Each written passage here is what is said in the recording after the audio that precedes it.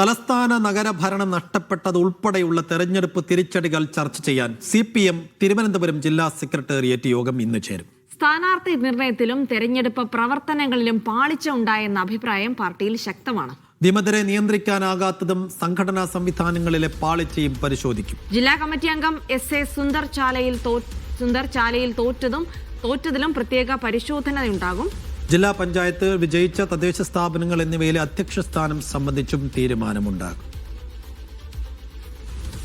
വിജിൻ വായന്തോട് വിവരങ്ങൾ നൽകും.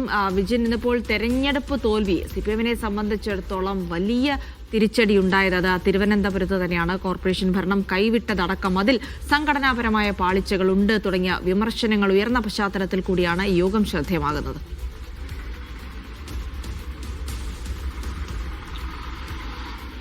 ജിൽസി സൈഫുദ്ദീൻ എന്തായാലും തിരുവനന്തപുരത്ത് വലിയ തിരിച്ചടിയാണ് CPM-ന് ഇത്തവണ നേരിട്ടത്. അതിൽ പ്രധാനപ്പെട്ടത് ഈ തലസ്ഥാന നഗര ഭരണം അത് നഷ്ടപ്പെട്ടു എന്നുള്ളത് തന്നെയാണ്. അത് BJP പിടിച്ചെടുത്തു എന്നുള്ളതും വലിയ തരത്തിലുള്ള പ്രതിരോധത്തിലേക്ക് CPM-നെ എത്തിച്ചിട്ടുണ്ട്.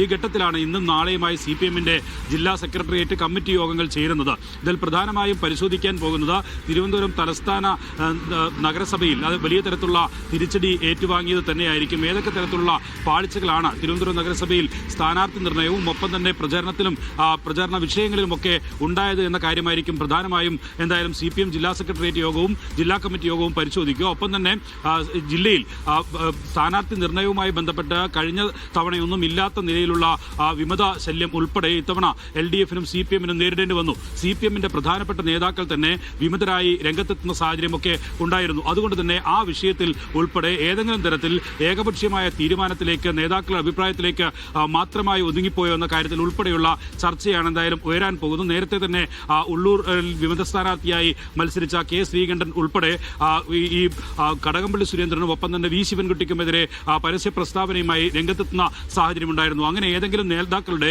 താല്പര്യത്തിന് വഴങ്ങി സ്ഥാനാർത്ഥി നിർണയം നടത്തിയോ എന്ന കാര്യത്തിൽ ഉൾപ്പെടെയുള്ള ചർച്ച ഇന്ന് എന്തായാലും CPM ജില്ലാ സെക്രട്ടേറിയറ്റ് യോഗത്തിൽ ഉയരും. കഴിഞ്ഞ തവണ ചേർന്ന ജില്ലാ സെക്രട്ടേറിയറ്റ് യോഗത്തിൽ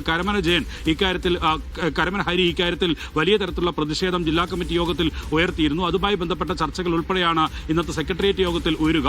ഒപ്പം തന്നെ ജില്ലാ അതുപോലെ തന്നെ മറ്റ് തദ്ദേശ സ്ഥാപനങ്ങളിൽ വിജയിച്ച തദ്ദേശ സ്ഥാപനങ്ങളിൽ അധ്യക്ഷരെ തീരുമാനിക്കുന്ന ഉൾപ്പെടെയുള്ള കാര്യങ്ങളും ഇന്നത്തെ സെക്രട്ടേറിയറ്റ് യോഗത്തിൽ ചർച്ചയാകുമെന്നതാണ് മനസ്സിലാക്കുന്നത്. ഒപ്പം നിലവിൽ വലിയ തിരിച്ചടി പഞ്ചായത്തുകളിൽ ഉൾപ്പെടെ CPM-ന് നേടി മേൽക്കൈ നേടാൻ കഴിഞ്ഞെങ്കിലും അത്തരം തിരിച്ചടികൾ ഉണ്ടായിട്ടുണ്ട്. ആ ഭാഗത്തുണ്ടായ പ്രാദേശിക തലത്തിൽ ഉണ്ടായ അത്തരം തിരിച്ചടികൾ ഉൾപ്പെടെ CPM ജില്ലാ സെക്രട്ടേറിയറ്റ് യോഗം ഇന്നെന്തായാലും ചർച്ച ചെയ്യും. ഒപ്പം തന്നെ ഈ മുനിസിപ്പാലിറ്റികൾ അത് ഇത്തവണയും കഴിഞ്ഞ തവണത്തേക്കാൾ കൂടുതൽ ശക്തമായ നിലയിൽ തന്നെ നിലനിർത്താൻ CPM-നും LDF-നും കഴിഞ്ഞിട്ടുണ്ട്. അക്കാര്യത്തിൽ ഉൾപ്പെടെയുള്ള അവിടുത്തെ അധ്യക്ഷരെയും ഒപ്പം തന്നെ ഉപാധ്യക്ഷരെയും തീരുമാനിക്കുന്ന കാര്യത്തിൽ ഉൾപ്പെടെയുള്ള ചർച്ചകൾ വരും. ഒപ്പം തിരുവനന്തപുരം നഗരസഭയിൽ തിരുവനന്തപുരം കോർപ്പറേഷനിൽ പ്രതിപക്ഷ നേതാവ് ഉൾപ്പെടെയുള്ള സ്ഥാനങ്ങളിലേക്ക് ആരെ നിർത്തണം എന്ന കാര്യത്തിൽ ഉൾപ്പെടെയുള്ള ചർച്ചകൾ വരും. ഒപ്പം തന്നെ സ്റ്റാൻഡിംഗ് കമ്മിറ്റിയിൽ നിലവിൽ മുന്നോട്ട് വെക്കാൻ പോകുന്ന പേരുകൾ CPM-ന് 2 സ്റ്റാൻഡിംഗ് കമ്മിറ്റി അംഗങ്ങളെയാണ് ലഭിക്കേണ്ടത് ഈ പ്രതിനിധികളുടെ എണ്ണപ്രകാരം.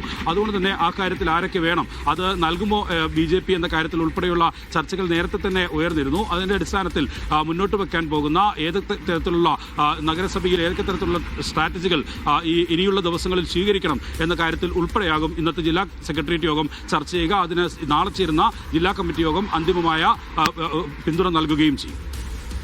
ശരി, വിജിൻ വായന്തോടാണ് വിവരങ്ങൾ നൽകിയത്.